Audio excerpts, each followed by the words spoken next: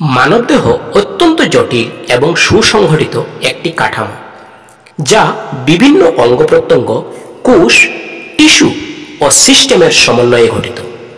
এই ভিডিওতে আমরা মানবদেহের আভ্যন্তরীণ গঠন নিয়ে বিশদভাবে আলোচনা করব। মানবদেহের প্রধান গঠন কাঠামো। মানবদেহ প্রধানত কোষ দ্বারা গঠিত, যা একত্রে টিস্যু তৈরি করে। এই টিস্যুগুলো একত্রিত হয়ে বিভিন্ন অঙ্গ প্রত্যঙ্গ তৈরি করে এবং অঙ্গগুলো একসঙ্গে কাজ করে দেহের বিভিন্ন কার্যাবলী সম্পন্ন করে। প্রধানত হচ্ছে কোষ, যাকে সেল বলা হয়। কোষ হচ্ছে জীবনের মৌলিক একক।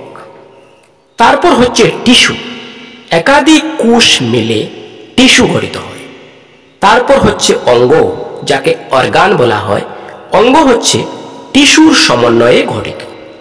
তারপর হচ্ছে অঙ্গতন্ত্র, যাকে অর্গান সিস্টেম বলা হয়। বিভিন্ন অঙ্গ একত্রে কাজ করে অঙ্গতন্ত্র গঠন করে। মানবদেহের প্রধান অঙ্গতন্ত্র সমূহ হচ্ছে: প্রথম, কঙ্কাল তন্ত্র, যাকে বলা হয় স্কেলিটাল সিস্টেম, দেহের কাঠামো গঠন করে এবং সুরক্ষা প্রদান করে। প্রধান অংশ হচ্ছে হাড়, যাকে বোনস বলা হয়, তরুণাস্থি, যাকে কার্টিলেজ বলা হয়, এবং জয়েন্টস। মোট 206টি হাড় রয়েছে প্রাপ্তবয়স্ক মানবদেহে। সেকেন্ড হচ্ছে পেশিতন্ত্র, যাকে মাস্কুলার সিস্টেম বলা হয়। পেশিতন্ত্র হচ্ছে গতিবিধি এবং দেহের নড়াচড়ার জন্য দায়ী।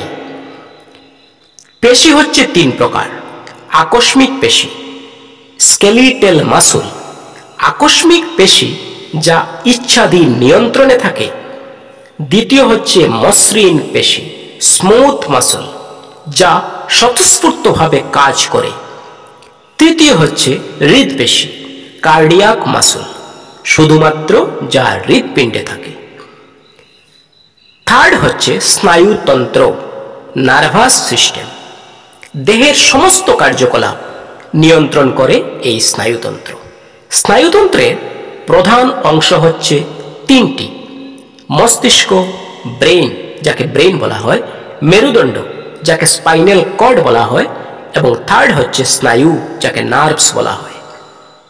তারপর হচ্ছে কি রক্ত সংবহন তন্ত্র, অর্থাৎ সার্কুলেটরি সিস্টেম। রক্ত সংবহন তন্ত্রের কাজ হচ্ছে শরীরের বিভিন্ন অংশে রক্ত, অক্সিজেন ও পুষ্টি সরবরাহ করা। রক্ত সংবহন তন্ত্র আবার 3টি প্রধান অংশে বিভক্ত। প্রথমত হচ্ছে হৃৎপিণ্ড, যাকে হার্ট বলা হয়, ধমনী ও শিরা, অর্থাৎ আর্টারিজ অ্যান্ড ভেইনস। তৃতীয় হচ্ছে রক্ত, যাকে ব্লাড বলা হয়।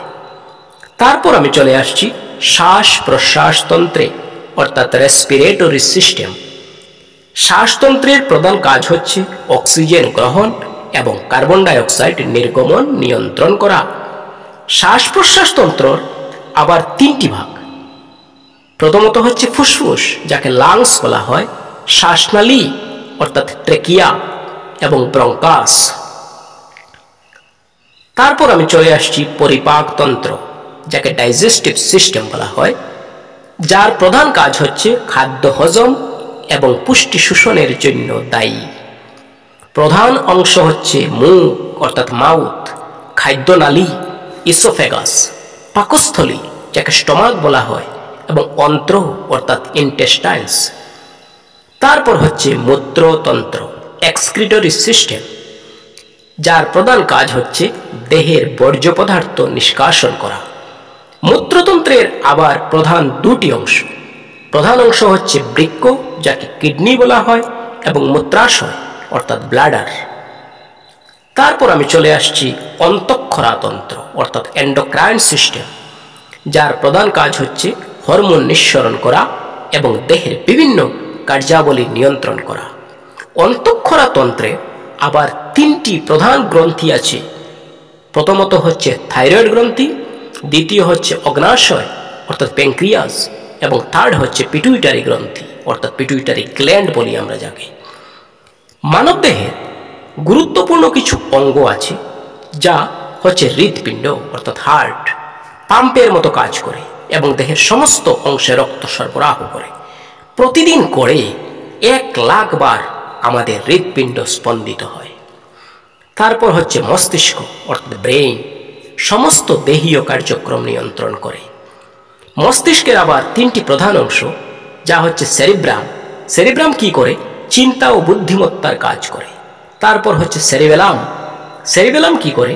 ভারসাম্য বজায় রাখার জন্য দায়ী থাকে। এবং ব্রেইন স্টেম অর্থাৎ স্বয়ংক্রিয় কার্যাবলী নিয়ন্ত্রণ করে এই ব্রেইন স্টেম। তারপর আমাদের দেহের অত্যন্ত জরুরি অঙ্গ হচ্ছে যকৃৎ, যাকে আমরা লিভার বলি।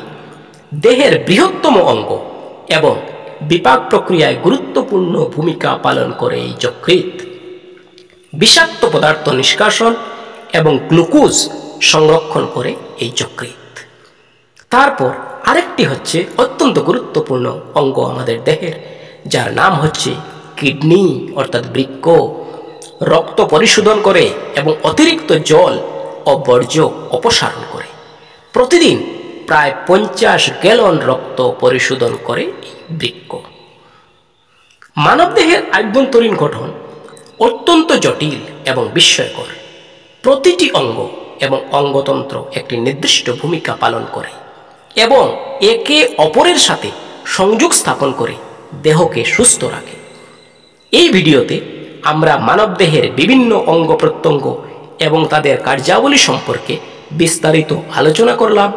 আশা করি প্রত্যেকেরই এই ভিডিও থেকে কিছু না কিছু জ্ঞান অর্জন করা সম্ভব হবে। যদি আমাদের ভিডিওটি ভালো লাগে অবশ্যই লাইক করবেন, কমেন্ট করবেন এবং যারা এখনও আমার চ্যানেল সাবস্ক্রাইব করেননি তাদের কাছে আমার বিনীত অনুরোধ, আপনারা চ্যানেলটি সাবস্ক্রাইব করে সর্বদা আমাদের সাথে থাকবেন এবং এ ধরনের ভিডিও প্রতিনিয়ত পেতে থাকবেন। ধন্যবাদ।